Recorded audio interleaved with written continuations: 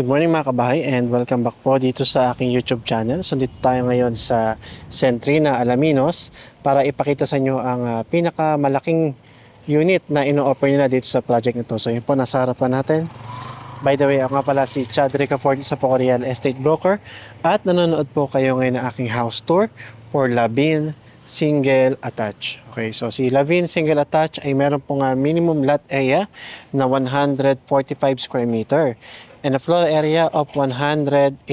Usable floor area of 181. Okay? So, mostly po sa mga available namin na Lavin ay nasa corner unit. Pero kung 145 square meter lang po ang lot area, ganito po siya sa mga parking ano. So, pwede ka mag-park ng dalawang sasakyan. So, complete turnover nga pala ang Lavin Single Attached namin. At meron po itong 5 bedrooms, 3 toilet and bath. Meron siyang balcony at attic po na napakalaki. Mamaya makikita po natin.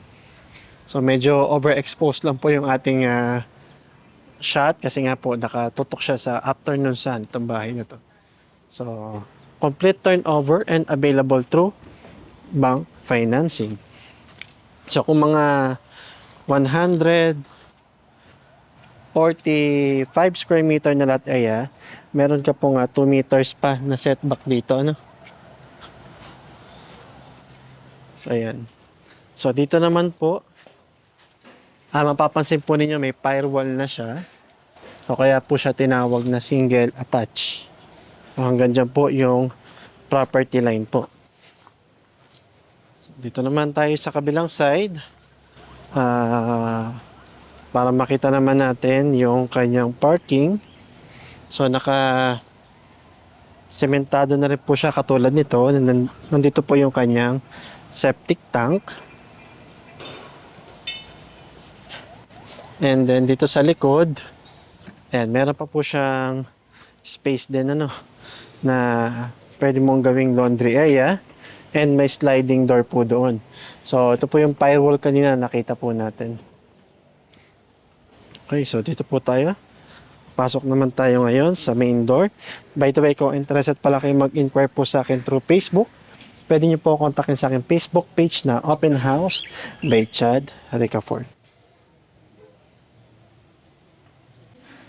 Okay, so pagpasok po natin, papansin po ninyo na naka-dress up na po siya, no? May mga gamit na po, no? Pero yung po mga gamit na yan ay hindi pa po kasama kapag turn over sa inyo. Naka-tiles na po siya. So yan, naka-tiles na rin naman po siya, nakatulad niyan. So living area. Dining area. So ito yung kanina na sliding door. Papunta doon sa likod ng bahay. So medyo maganda yung quality po nun ng sliding door na ginamit nila. Pansin po ninyo. So, yan. And ito yung kanyang kitchen area. Okay, so ang alam ko po, hindi pa po kasama itong pinaka parang island na to, no? So, yan, pasensya na po kayo. Medyo may mga nagtitripping din po ngayon. So, yan. May mga space ka pa for built-in cabinet. So, ang pinakakasama lang talaga sa kanyang actual turnover, itong kanyang lababo na ito. And yung gas range mo, nandyan na siya. And yung refrigerator mo, dyan po, pwede mo siyang ilagay dyan. So, next naman, ito naman yung kanyang first bedroom. So, ito, medyo maliit lang yung bedroom na to. I think para sa mga maids room, pwede mong gawing maids room, storage room, or office area. Tamang-tama ito. And then, dito naman, ito medyo malaki na po yung isang kwarto dito sa ground floor. So, pwede na talaga ang kwarto. Pag nilagyan mo ng mga double size bed, maluwag. Kung may mga kamag-anak po tayo na medyo nahihirapan po umakyat, tamang-tama po ang kwartong ito, no? So, yan. So, dito naman tayo sa kanyang toilet and bath sa ground floor. So, actual turnover po, yung tiles, yan na po yan. yung lavatory, and mga toilet po yan. And then yung kanyang tiles po dito sa CR na to. So, yan, sa toilet na to.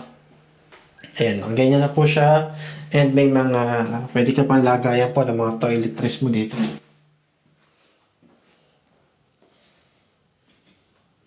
So, next po, akit naman tayo sa second floor. So, ito naman, yung kanyang mga steps, mga solid panel wood, and mga tubular po yung ginamit niya sa mga railings niya. So, maganda yung pagkakagawa ng railings, matibay. Akit tayo. So, dito po, tignan muna natin yung common toilet and bath para dun sa ibang kwarto. Kasi yung master bedroom po ay may sarili pong toilet and bath. So, yan. Same naman po yung mga materyales, yung mga fixtures na ginamit dun sa toilet and bath po sa ground floor. So, next naman po, yung kanyang first bedroom. So, maluwag. Itong first bedroom. Okay.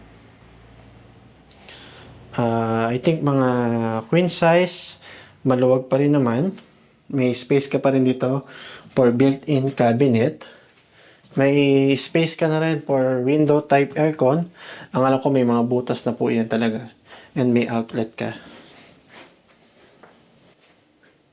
Ang mga bintana nila ay mga aluminum sliding window. So, ito naman, another bedroom. So, medyo may pahaba lang siyang papasok, parang hallway. Pero maluwag naman pag nakarating ka sa mismong kwarto. At ang maganda rito, dalawa yung bintana niya. Maganda yung ventilation. So, lahat ng kwarto halos, no? Pero lang po yung sa may, parang maid's room. Maganda po yung mga space. And then, ito naman yung kanyang master bedroom. So, ito yung pinakamalaking bedroom dito.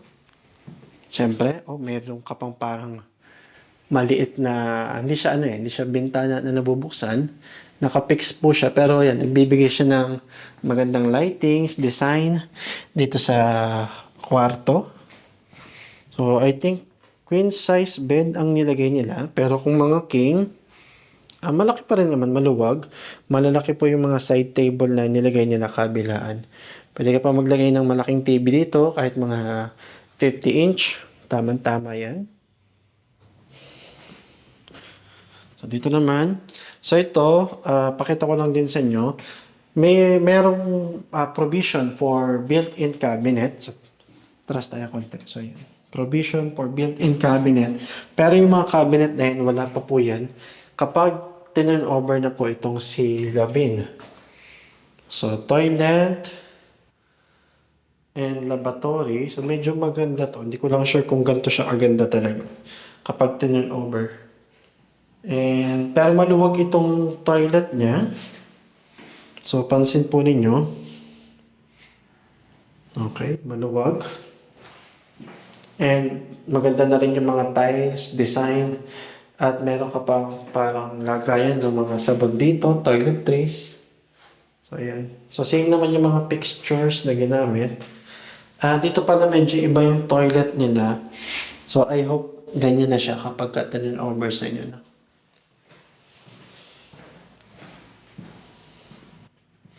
So, next naman, punta tayo sa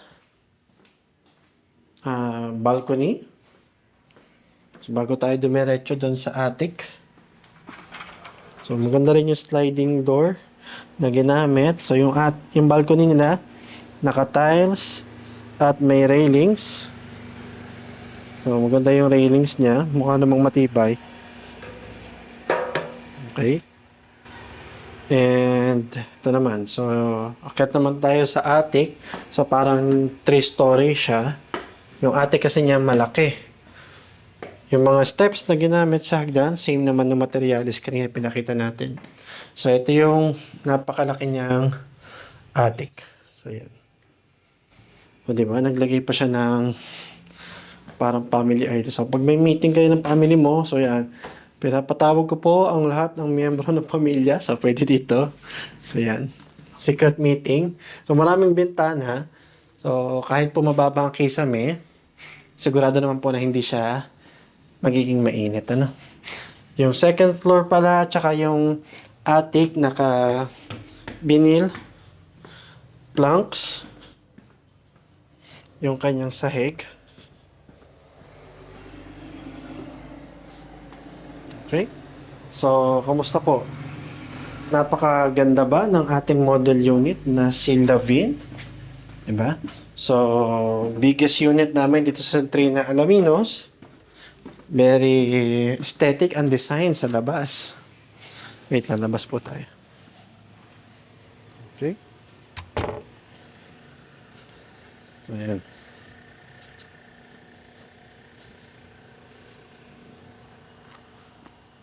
So, ayan, si Lavin. Okay.